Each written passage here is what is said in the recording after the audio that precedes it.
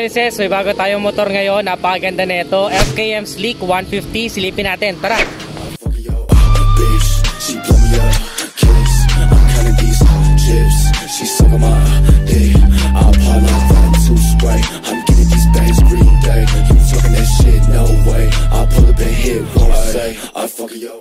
So ayan na siya, netizens, ang FKM Sleek 150. Napakaganda ng forma, parang Maxi Scoot feels.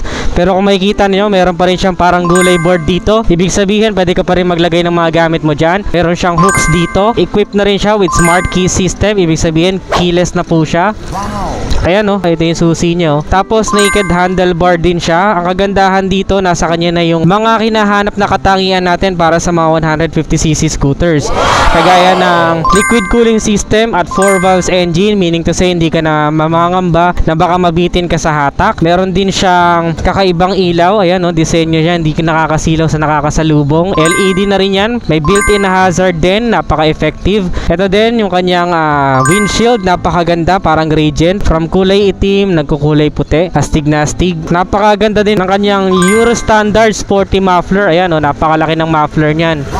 Ito naman yung radiator niya, very good na and effective sa mga habang biyahe. Iwas overheating at T-Rec. Dual shock din sa likod, kayang-kaya ang mabibigat na angkas hanggang 150 kg ay easy lang. Full assembly din and all LED yung kanyang tail light. Kung makikita nyo, ayan no, full assembly, wala nang mababaling signal lights in the long run. Ultimo yung plate light, LED na rin with reflectors dito, added visibility sa gabi, napakahusay. Disc brake na rin po sa likuran and tubeless na yung tires sa likod and sa harap.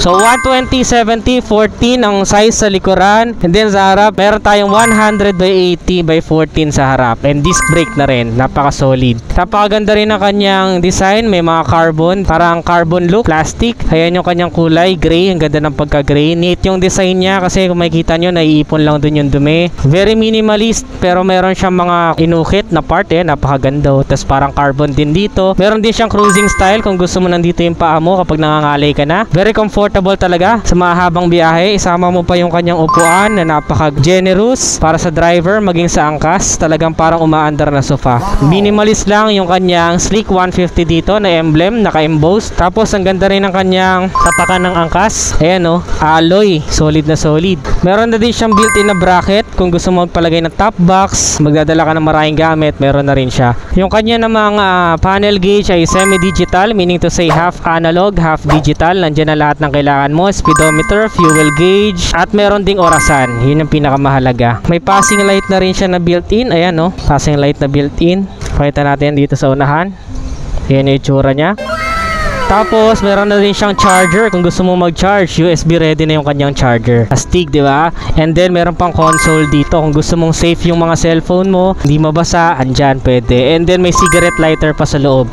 Kasya dito 500 ml na tubig, kasyang-kasya dyan, napaka-solid. Para buksan yung seat, itapat mo lang to sa seat. Tapos pindutin mo sa remote.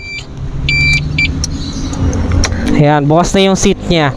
Ang kanyang seat storage hindi gaano kalakihan, nasa 13 liters ang aking tansya. May hooks din para sa helmet. And ang maganda dyan is napakalaki ng kanyang fuel tank capacity na umaabot lamang ng 9.2 liters. Ganun kalaki ang kanyang fuel tank capacity. So napakadami ng pwede mo ikarga at napakalayo ng pwede mong puntahan para sa fuel consumption niya na nasa around 43 to 45 kilometers per liter. It still may vary depende sa driver's throttle hobby. Siya nga pala, netizens, ang motor na to ay equipped na rin with combi brake system. Kapag pumreno ka sa unahan, may sumasamang likod, so very safe na rin siya. At the same time, mababa ang seat height niya, abot kahit 5 flat. Ako ay around 5'3" in height at hindi ako hirap dito. Kung medyo marunong ka na magmaneho, 4'8" in height ay kayang-kaya pa rin to. Very Asian height friendly ang motor na to. And sakto yung bigat niya, 150 kilograms para sa high speed. Kahit na bumabagyo o mahangin ay hindi ka parang tinatangay. Mararamdaman mo lang yung bigat niya kapag ka nag-hard turn ka ng mabagal o kaya naman ay nagmaniobra. Ang presyo ng motor na to ay 100,800 pesos. Para sa inyo, netizens, sulit ba siya? Comment your thoughts below. That's the FKM Sleek 150. Again, this is Ted Adriano. Ano pang ibang motor ang mga gusto nyong i-vlog natin sa susunod? Comment your thoughts below. Always keep it cool and ride safe always. Bye bye now.